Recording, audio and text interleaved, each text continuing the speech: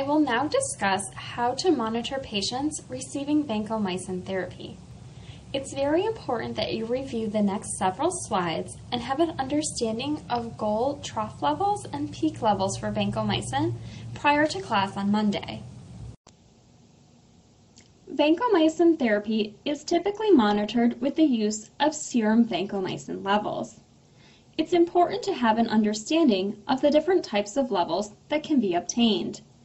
A trough level is the lowest concentration that the drug reaches at steady state and is measured just before the administration of the next dose.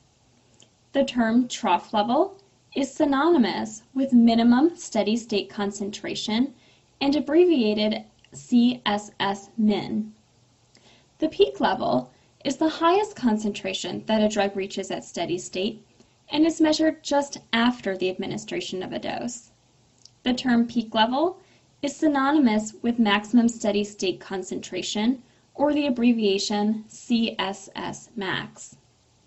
Finally, a random level is the concentration of drug measured at any random point in time that is not specifically related to the timing of a dose.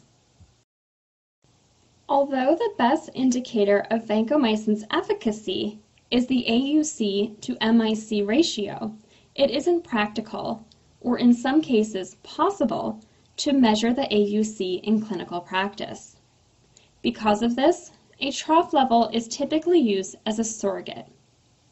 Typically, for most serious infections, a trough level of 15 to 20 milligrams per liter is recommended. These types of infections include pneumonia, sepsis, endocarditis, osteomyelitis, pyelonephritis, and meningitis. I like to remember this by thinking that any area of the body that might be tough to penetrate, such as the lungs or the bones or the central nervous system, you'll typically need a higher blood concentration of vancomycin in order to get effective drug concentrations at the site of infection. For less invasive infections, such as a simple cellulitis or an uncomplicated urinary tract infection, a trough level of 10 to 15 milligrams per liter may be considered appropriate in therapeutic.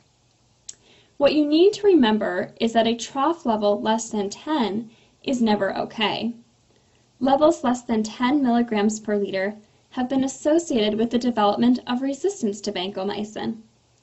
You should never target a trough level of less than 10, and if you obtain a trough level on your patient that is less than 10 milligrams per liter, you should always adjust the dose to target a higher level.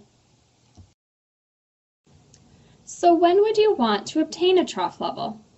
This should always be done when the drug is at steady state, so a minimum of 3 to 5 half-lives after initiation. For vancomycin, this timing usually correlates to around the 4th or 5th dose. You'll want to obtain this level within 30 minutes or less prior to the next scheduled dose. For patients on short-term therapy, measurement of one trough level is usually sufficient.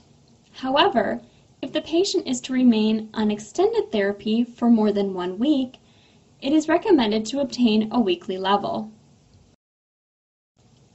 Vancomycin peak levels are typically not clinically relevant and not often used for routine monitoring.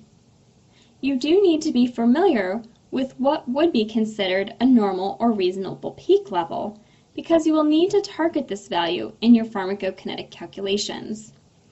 In general, targeting a peak level between 30 and 40 milligrams per liter is reasonable. Truly though, the peak level doesn't matter. It's okay to have a relatively low peak value. For example, if you do your calculations and your estimated peak level turns out to be less than 30, this is still okay as long as your trough level is within the targeted range. Random vancomycin levels are best used to aid in monitoring patients receiving vancomycin who are on hemodialysis or peritoneal dialysis, or for those who have fluctuating renal function. These levels may be drawn at any time and don't need to be specifically timed before or after a dose.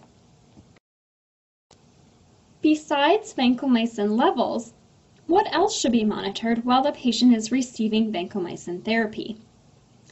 Remember that vancomycin clearance is highly dependent on renal function, so a serum creatinine and BUN should always be routinely monitored during therapy. At minimum, these should be checked at baseline and then every 3 days during therapy. However, in the acutely or critically ill population, these are usually measured daily. Any increase of the serum creatinine of 0.5 or more, or an increase of 50% or more from the baseline, could indicate the presence of nephrotoxicity. As with all antibiotics, the patient's clinical response to treatment should also be monitored routinely. This includes trending things like the white blood cells, bands, and temperature.